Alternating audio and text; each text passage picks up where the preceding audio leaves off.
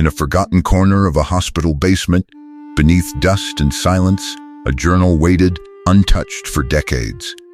Its pages carried something unsettling, not just a case, but a question medicine still cannot answer. The entries belonged to a physician, a man trained to trust logic. But what he recorded would slowly pull him beyond science into something far more unsettling. It began on a snow-covered morning. A father carried his son into the hospital, hands trembling, not from cold, but from something he couldn't explain. The boy looked peaceful, almost too peaceful, his breathing steady, his body alive. But something behind his eyes was missing. Before we go deeper into this story, take a moment. Where are you watching from right now? Let me know below. And if stories like this intrigue you, stay with me. Because this wasn't just a medical case, it was a fracture in understanding. A boy who would challenge what it means to feel, to think, to exist. At first, his life had been ordinary. A quiet home, a curious mind, a childhood untouched by anything unusual. Until one morning, he simply stopped responding, standing still as if time had paused, but only for him. His mother called his name, again and again, but the boy didn't react. When he finally turned, his face was familiar. His eyes were not. The episodes grew, longer, stranger. He would stand for hours, untouched by sound, by touch, by reality itself. And when he returned, he remembered nothing. Not minutes, not hours, not entire days that had slipped away. Yet during those absences, his body moved, walked, responded, like something was guiding it. Without him, the breaking point came when he stood still for 3 days. No food, no words, just presence, without awareness. And when he woke, he smiled, asking about dinner, as if nothing had happened. So they traveled, through snow, through fear, toward answers that didn't exist yet. But the closer they got, the further the boy seemed to drift away. By the time they arrived, he was gone again, awake but unreachable. The doctor examined him carefully. Every sign pointed to life, a healthy body, a functioning system. But when he spoke, there was no response, not confusion, not resistance, just nothing. Even pain meant nothing, not a flinch, not a reflex. As if sensation never reached him, it was as though the body remained, but the mind had stepped away. And then came the unsettling thought, if the body can function without the mind, where does the mind go? Because this wasn't unconsciousness, it wasn't sleep, it was something in between, something unknown. The boy existed, in a state where he was present, but not truly there. And that's when the real fear began. Because what he lacked wasn't life, it was experience. And slowly, the doctor realized he wasn't studying a disease, he was witnessing something that didn't belong to medicine at all. And the deeper he looked, the less certain reality became. Because the boy who felt nothing might have been experiencing everything somewhere else. That night, the doctor couldn't sleep, not because of what he had seen, but because of what it implied. If awareness could leave the body so completely, then the body was never truly in control. He began documenting everything, every breath, every still moment, every subtle movement that seemed too precise to be random. Hours passed, then days, and the boy remained, unchanged, perfectly stable, almost unnaturally so. No fluctuation, no deterioration, no sign of struggle. It was as if something was maintaining him, carefully, deliberately. Then, something even stranger began to happen. During the night, the boy started walking, not wandering, not stumbling, but moving with quiet certainty, like someone following a path only they could see. Nurses reported seeing him in different parts of the hospital, standing silently, watching. He appeared near operating rooms, near corridors no patient would know, places tied to moments of life and death. And then a pattern emerged. Wherever the boy stood, Something followed. Patients he lingered near often didn't survive the night. At first, it was dismissed as coincidence, but coincidences don't repeat themselves with such precision. The hospital staff began to feel it too, a quiet unease, a sense that the boy wasn't just absent, but connected to something unseen. And then came the moment that changed everything. The doctor noticed the boy's lips moving. At first, it seemed like nothing, just faint motion. But when he leaned closer, he realized something impossible. The boy was speaking, not loudly, not clearly, but in fragments, as if answering questions no one in the room had asked. It wasn't random, it was structured, calm, measured, like a conversation happening somewhere else. The doctor tried to listen more carefully, and what he heard didn't make sense. Names, places, events, none of them connected to the boy's life, none of them possible for him to know. But the most disturbing part wasn't the past, it was the future. The boy began describing things that hadn't happened yet. Fires, illnesses, deaths, spoken with quiet certainty. The doctor wrote it all down, assuming it was delusion, a mind creating stories in its absence. But weeks later, those events unfolded, exactly as described, detail by detail, name by name, as if the boy hadn't imagined them, but witnessed them. That was the moment the doctor stopped searching for a diagnosis. Because whatever this was, it wasn't an illness. It was something far more unsettling. A mind that didn't seem bound by time. A consciousness that could move beyond the present and return with knowledge no one should have. And suddenly, the question changed. It was no longer, what is wrong with the boy? But rather, where does he go when he disappears? As the weeks passed, the distance between the boy and reality seemed to grow.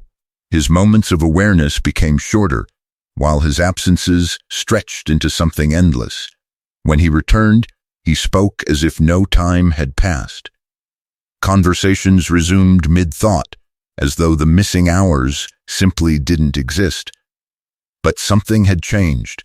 Beneath his childlike voice, there was depth, a quiet weight that didn't belong to someone his age. He began asking questions, not simple ones, but the kind that linger in the mind long after they're spoken. What is time if we don't experience it? Where do thoughts go when we are not here to think them? The doctor had no answers, only the growing realization that he was no longer observing a patient, but something far more complex, because during the boy's absence, something was still thinking, still observing, still learning. The hospital itself began to change, subtle at first, a shift in atmosphere, difficult to explain, but impossible to ignore. Patients reported vivid dreams after encountering the boy, not ordinary dreams, but experiences that felt real. They spoke of places they had never seen, faces they somehow recognized, moments that felt like memories but weren't. Some described seeing their own futures, others their final moments. The staff tried to dismiss it. Fatigue, suggestion, fear spreading through fragile minds, but the patterns were too consistent, too precise, too connected to the boy. It was as if his condition wasn't contained within him anymore, as if something about his absence was affecting everyone around him. The doctor began to consider something unthinkable. What if consciousness wasn't isolated? What if it could spread, overlap, influence? And what if the boy had somehow become a gateway, not to another place, but to another way of existing? The thought should have sounded absurd, but nothing about the situation felt rational anymore, because the deeper he studied the boy, the more the boundaries of reality began to blur. Time felt inconsistent, moments stretched or collapsed without warning. And in the presence of the boy, people began to feel something else, not fear exactly, but awareness, as if they were being watched, not from the outside, but from somewhere within. The doctor realized something he couldn't ignore anymore. The boy wasn't just leaving his body, He was returning with something, and whatever that was, it was beginning to change everything around him. Word began to spread beyond the hospital walls. What was happening here couldn't stay contained forever. Physicians arrived from distant cities, men and women trained in logic, drawn by something they couldn't explain. Each of them examined the boy, tested him, observed him, tried to fit him into something familiar, but every conclusion fell apart. Every explanation led to more questions, because the boy didn't behave like a patient. He behaved like a contradiction, alive but unreachable, silent but somehow communicating. And then the experiments began. Stimuli that would provoke any normal mind were applied without hesitation. Cold, heat, light, sound, even pain. But the boy remained unchanged. No reaction, no resistance, only that same still presence, as if his body no longer belonged to him. And yet, something unexpected happened during these tests. His voice became clearer. The faint whispers grew into structured speech, calm, steady, directed at something unseen. The observers listened carefully, and what they heard unsettled them deeply. He spoke of places far beyond his world, not imagined, but described with impossible detail. He spoke of people, long gone, conversations that felt real, not remembered. And then he spoke of things that had not yet happened. Events, accidents, illnesses, moments in time that hadn't arrived. At first, it was dismissed again. A mind-filling silence with patterns, but the patterns kept repeating, and reality kept following, prediction after prediction, unfolding with quiet precision, until disbelief turned into something else. Fear. Because if the boy wasn't imagining the future, then he was seeing it. And if he could see it, then where exactly was his mind going? The hospital could no longer ignore it. This was no longer just a case. It was a problem, with no boundaries. Patients were afraid, staff were unsettled, and the doctor was running out of explanations. So a decision was made. The boy would be moved, taken somewhere more controlled, more isolated. A place where questions like these were not dismissed, but explored. The transfer was arranged quietly, no announcements, no records that could easily be traced, because by now everyone understood one thing. This wasn't just about understanding the boy anymore, it was about understanding something humanity may not have been ready to face. On the night he left, the boy stood silently once again, awake, breathing, present, but already somewhere else. The journey took place under silence, no questions, no explanations, just a quiet understanding that something irreversible had already begun. The place they brought him to wasn't marked on any map, hidden, distant, designed not for healing, but for containment. Here the rules were different. The people inside weren't searching for cures, they were studying possibilities. And the boy became the center of everything. At first, nothing seemed to change. His episodes continued. His body remained stable, his mind unreachable. But slowly the environment around him began to shift. Rooms felt different when he entered them. Time seemed less consistent. Moments stretched in ways no clock could measure. Doors that had been locked were found open. Spaces that should have been empty weren't, and the boy was always there, standing quietly as if he had never needed to walk at all. The staff began documenting everything, every movement, every anomaly, every detail that didn't belong. But the more they recorded, the less sense it made, because the patterns weren't physical, they were something else. The boy's voice returned during his episodes, clearer now than ever before. Not fragmented, not distant, but calm, focused, almost deliberate. He spoke as if he was learning, receiving something, understanding something far beyond his world. He described places that didn't exist on any map, structures that defied logic, spaces that felt infinite.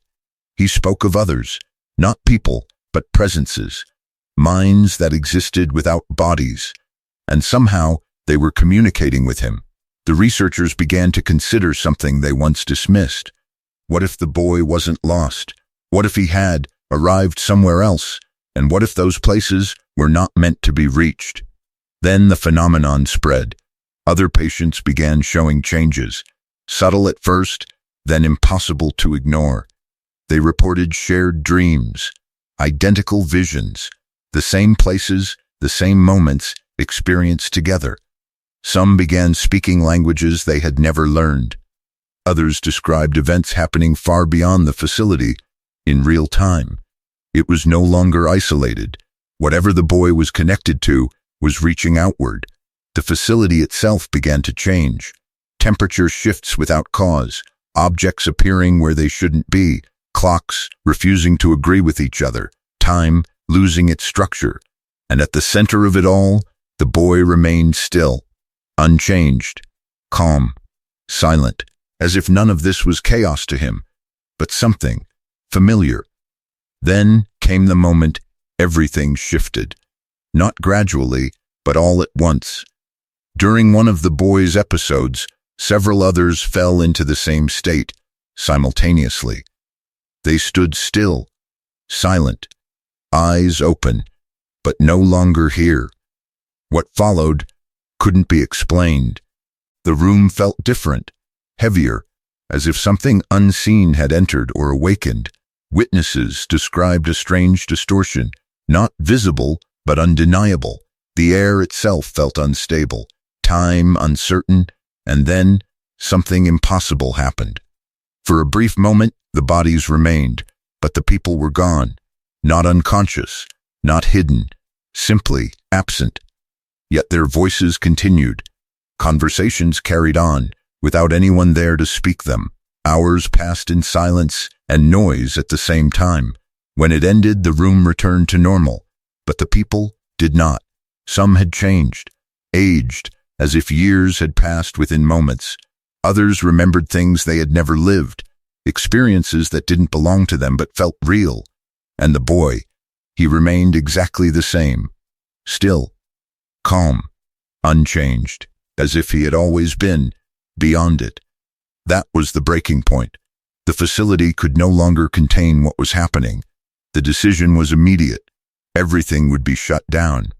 The patients separated, the records sealed, and the boy removed.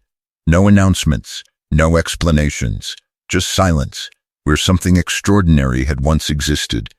He was taken to another place, more isolated, more hidden, a place where no one would ask questions. And slowly, records of him began to disappear. Files lost, names erased, details forgotten, as if the world itself was letting him go, until all that remained was uncertainty. A story with no ending, a question without an answer, and a boy who may have never been lost at all. Because maybe he didn't disappear, maybe he simply went somewhere we were never meant to follow. So what do you think? Was it a condition or something far beyond our understanding? Let me know your thoughts below, because some questions are not meant to be answered.